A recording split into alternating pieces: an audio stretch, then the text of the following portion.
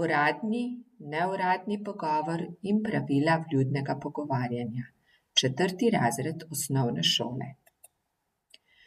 Osebe, ki sodelujejo v pogovoru, so sogovorci. Za pogovor sta potrebni najmanj 2 osebi. Pogovarjamo se vsepovsod, doma, na ulici, v uradu, v šoli, na avtobusu, v trgovini. Neuradni pogovori so del vsakdanjega življenja in to od jutra do večera.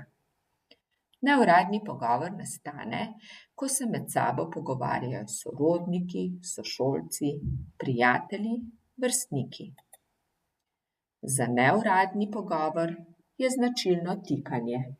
Teta čistilka, hitro pridi, na stranišču je počila cev, prinesi krpo in vedro, vse je poplavljeno. Ali veš, kje je hišnik? Reci mu, naj prinese klešča, pohiti. Oprostite, gospa Kovač, Nejce je verjetno spozabil, ker je bil preveč razburjen. Starejše ljudi in uradne osebe, na primer učitelje, trgovce, policiste, zdravnike, vikamo.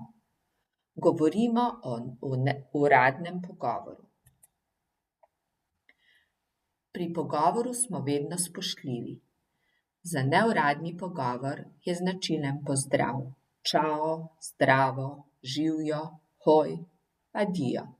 Značilno je tikanje, na primer. Mi lahko prosim poveš, koliko je ura? In značilen je neknjižni jezik. Štenge, ful, frendica. In za uradni pogovor je značilen pozdrav.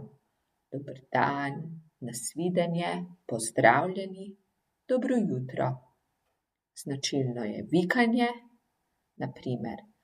Oprostite, gospod, ali mi lahko poveste, koliko je ura? Prosim. Značilen pa je tudi knjižni jezik. Stopnice, zelo, prijateljica. Pri pogovoru vedno upoštevamo bonton.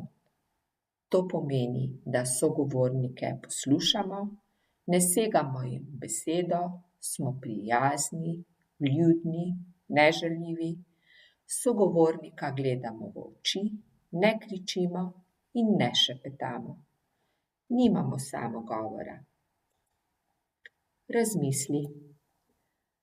Ali si v pogovoru vljuden, strpen? Poskušaš biti dober poslušalec in si oseba, ki je vredna zaupanja? Ali ti je pogovor v užitek? Veš, koga moraš vikati ali tikati?